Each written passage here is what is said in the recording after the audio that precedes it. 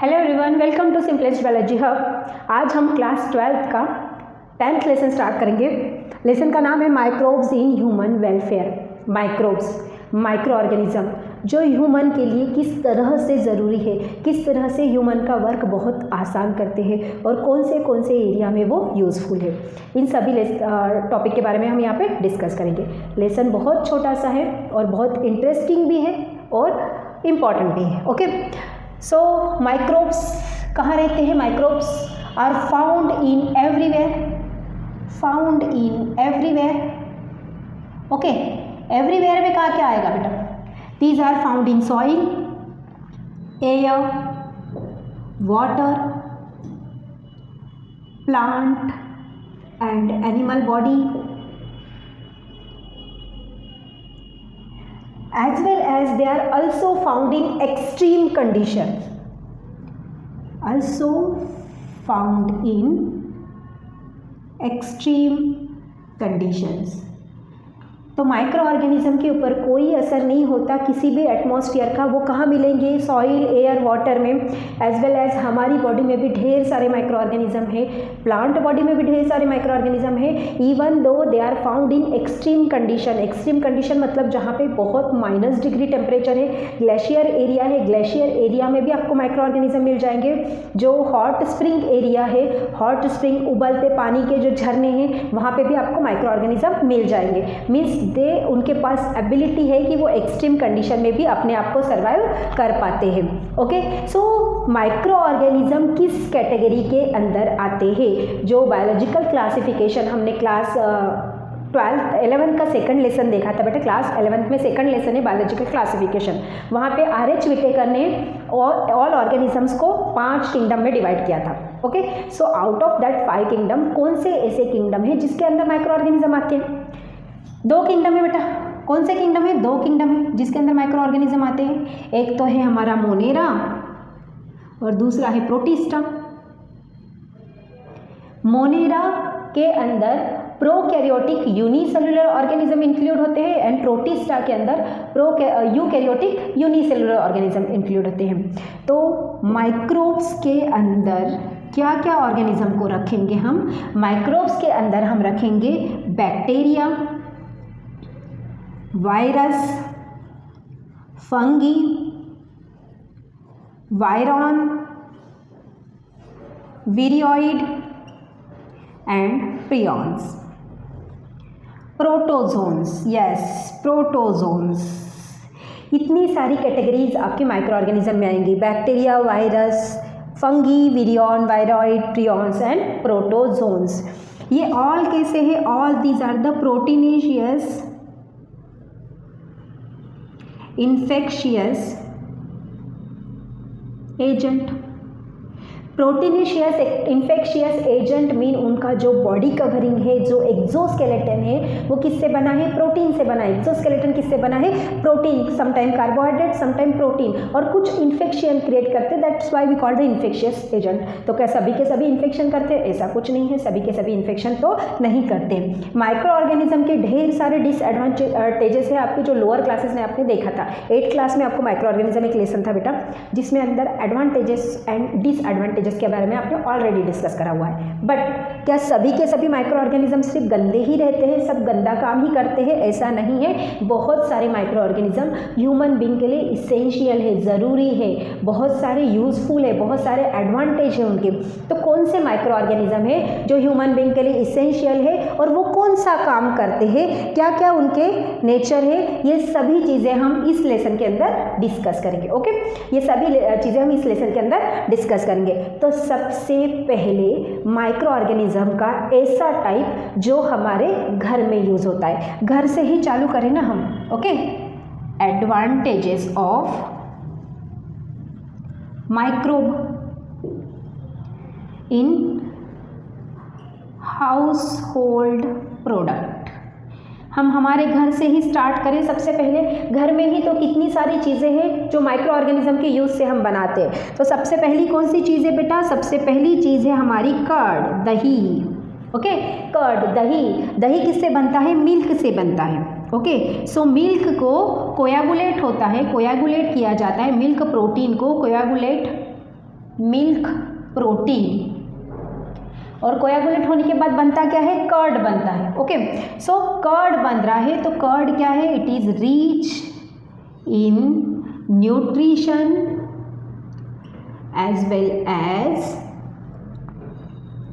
Vitamin B12। जब curd बनता है, प्रोटीन को डाइजेस्ट किया जाता है, लैक्टोज जो प्रोटीन है मिल्क के पास, लैक्टोज प्रोटीन को डाइजेस्ट करके partially digested protein, partially digested protein. अब यहाँ पे हमने वर्ड यूज़ किया बेटा पार्शियली डाइजेस्टेड प्रोटीन, मतलब आधा तो उसको डाइजेस्ट कर दिया। तो अगर हम दूध की जगह दही खाते हैं तो हमें डाइजेस्ट करने के लिए ज़्यादा एनर्जी नहीं लगेगी, क्योंकि आधा तो डाइजेशन हो चुका है। बट दूध से दही कैसे बनता है, दूध से दही बनने के लिए हम इनोकुलम डालते हैं। इनोकुलम क्या है, inoculum is nothing but the छोटा सा हिस्सा, दही का ही छोटा सा हिस्सा। हम दही के दूध के अंदर छोटा सा 1 चम्मच आधा चम्मच आपका दही डाल देते हैं, तो 1 चम्मच आधा चम्मच दही, उसको हम बोलते हैं इनोकुलम। और वो क्या होता है, it is the source of microbe का सोर्स है, और उसके अंदर मिलियन ऑफ द बैक्टीरिया है, मिलियंस ऑफ द बैक्टीरिया है। कौन से बैक्टीरिया है, लैक्टोबैसिलस बैक्टीरिया, लैक्टोबैसिलस बैक्टीरिया, इसी को हम बोलते हैं लैक्टिक एसिड बैक्टीरिया। उसका दूसरा नाम है लैक्टिक एसिड बैक्टीरिया, LAC। आपके NCERT में टर्म यूज़ हुई है LAC।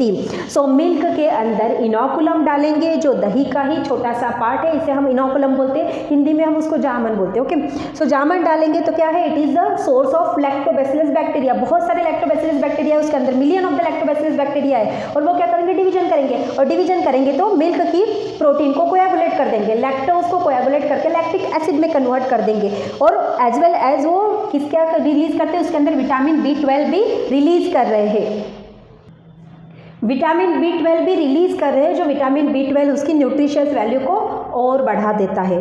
तो these are the lactic acid bacteria और लैक्टोबैसिलस बैक्टीरिया मिल्क को कर्ड में कोयागुलेट करती है।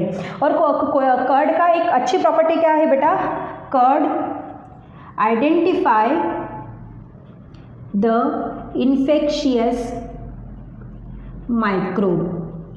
कर्ड हमारी बॉडी में डिसीज़ क्रिएट करने वाले, इन्फेक्शन क्रिएट करने वाले माइक्रोब्स को हटा देता है, उसको आइडेंटिफाई करता है। क्यों, क्योंकि ये अच्छा बैक्टीरिया है, ये अच्छा बैक्टीरिया है। तो हमारे हाउसहोल्ड प्रोडक्ट के अंदर सबसे पहले हमने दही से शुरुआत की, दही के अंदर बैक्टीरिया यूज़ होते हैं, उसे कहा जाता है लैक्टोबैसिलस बैक्टीरिया। बैसिलस नाम से शुरू हो रहे हैं, मतलब बैक्टीरिया कैसे है, रॉड शेप बैक्टीरिया है। ओके, सो सेकंड प्रोडक्ट क्या है, सेकंड प्रोडक्ट है ब्रेड, सेकंड प्रोडक्ट है ब्रेड। ब्रेड का प्रिपरेशन होता है, तो ब्रेड किससे बनता है, ब्रेड बनता है व्हीट से, मैदे से बनता है। मैदा किससे बनता है, व्हीट से, गेहूं से। सो गेहूं को फर्मेंट किया जाता है बेटा, फर्मेंट किया जाता है, ये प्रोसेस फर्मेंटेशन कहलाती है। ओके, गेहूं का फर्मेंटेशन करते हैं। फर्मेंटेशन के लिए क्या यूजफुल, यहाँ पे एक फंगी यूजफुल है, एक फंगी का यूज करते हैं। कौन सी फंगी है, उसका नाम है ईस्ट। ईस्ट कैसी है, ईस्ट है यूनिसेल्युलर फंगी, ईस्ट है यूनिसेल्युलर फंगी। तो ईस्ट तो ग्रुप ऑफ द फंगी का नाम है। पर्टिकुलर कौन सी फंगी यूज होती है, तो ईस्ट की जो पर्टिकुलर फंगी है बेटा वो है सैकेरोमाइसी सर्विसी।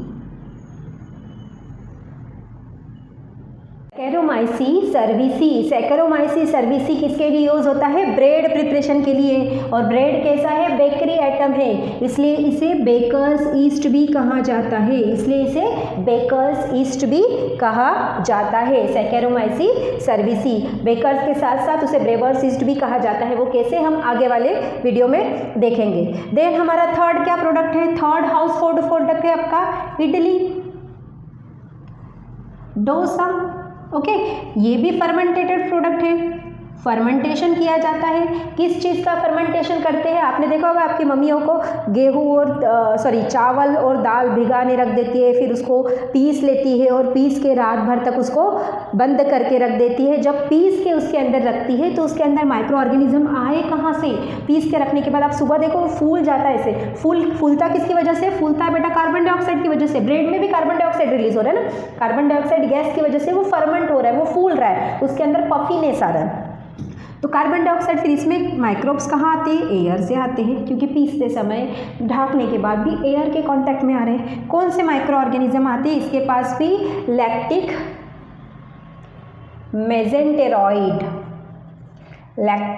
मेजेंटेरॉइड नाम के bacteria naturally present in the air, जो डायरेक्टली आपके उस प्रोडक्ट के ऊपर बैठ जाते हैं और फर्मेंटेशन करते हैं और सुबह तक आप उसका पूरा पफीनेस आपका तैयार हो जाता है। Okay, so fourth item household product में फोर्थ है हमारा टोडी नाम का ड्रिंक।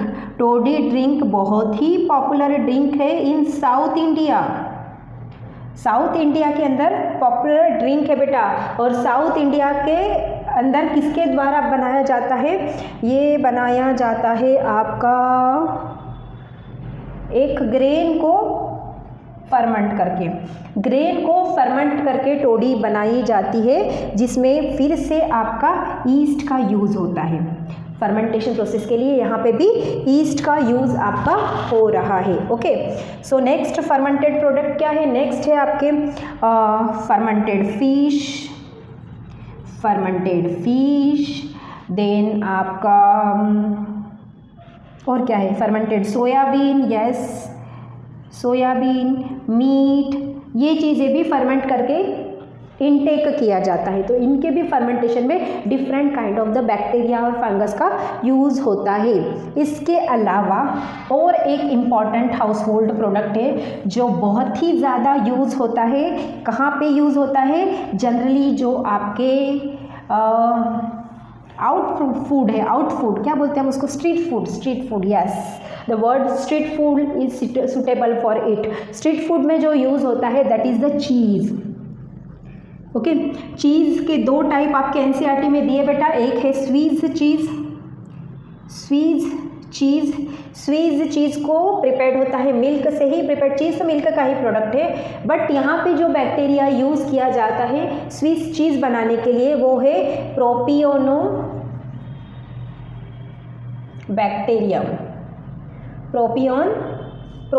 बैक्टीरियम। ओके, एंड दूसरा है रॉकफोर्ड चीज़। रॉकफोर्ड चीज़ में यूज़ होता है फंगी यूज़ होती है पेनिसिलियम